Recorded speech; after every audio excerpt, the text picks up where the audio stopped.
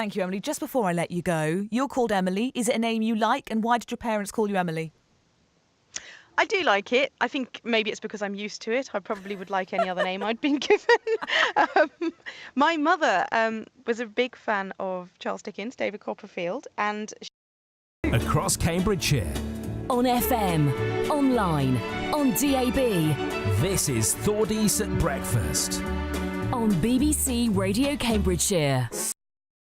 To an Egyptian beach. That is Whiz Beach, where a pop-up exhibition has been taking place to show off ancient Egyptian artefacts. These are artefacts usually housed at Cambridge's Fitzwilliam Museum. Our reporter John Devine has been to find the Valley of the Kings among the flatlands of the Fens. All my years on BBC Radio Cambridgeshire, I'm about to experience something quite surreal, really. I'm on Church Terrace in the capital of the Fens. It's Whiz Beach, outside the Wheatsheaf pub. But understand there's something quite unusual going on inside. So let's take a step inside, go through the large double doors, and we'll see what is occurring. Because as soon as you go through the doors, you are greeted with two large Perspex display cases like you'd see in a museum. I can see one of them contains what looks like a sort of ceramic mask, a face of some sort of pharaoh, and a hand below that. And I've got with me... Hi, it's Melanie Pitchkin here from the Fitzwilliam Museum. I'm an Egyptologist and I'm here for the pop-up exhibition that we've got. in a pub. We are in a pub, so what we've actually done here is we've brought some objects from the museum's collection and we're sharing our research into ancient Egyptian coffins with an audience that might not otherwise expect to come across this research. And show us what we've got in this case that I described as like a mask in ceramic.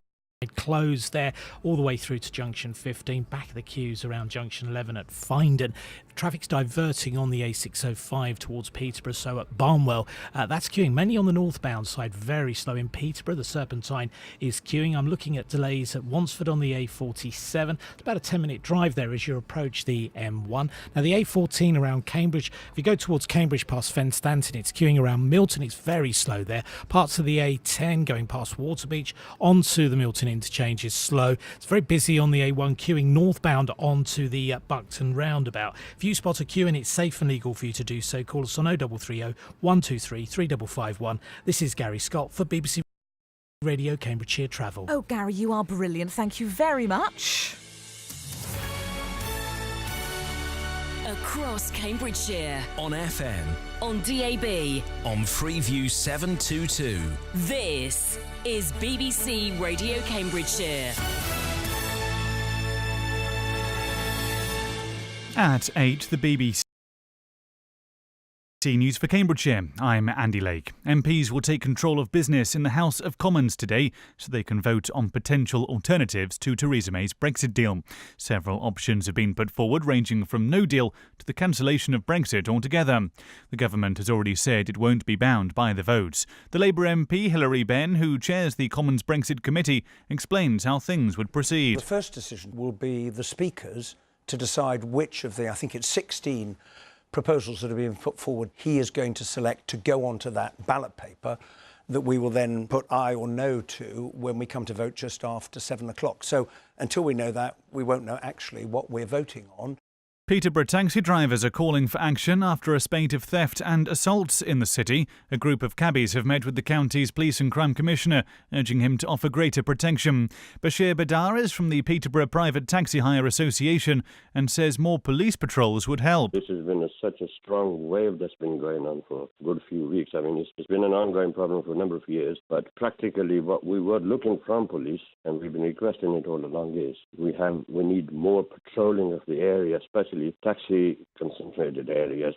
And Cambridgeshire Police say they are investigating the incidents. Meanwhile, Cambridge's Metro project could be handed another financial boost today. The Cambridgeshire and Peterborough Combined Authority is discussing the approval of another £1 million. Our political reporter Hannah Olsen has more details. After an independent report Did your name come from something very learned like that? Your parent was a great fan of something like Charles Dickens. Were you named after a movie star or a character from a film? Because wasn't it Spencer Tracy that is why so many people were called Tracy?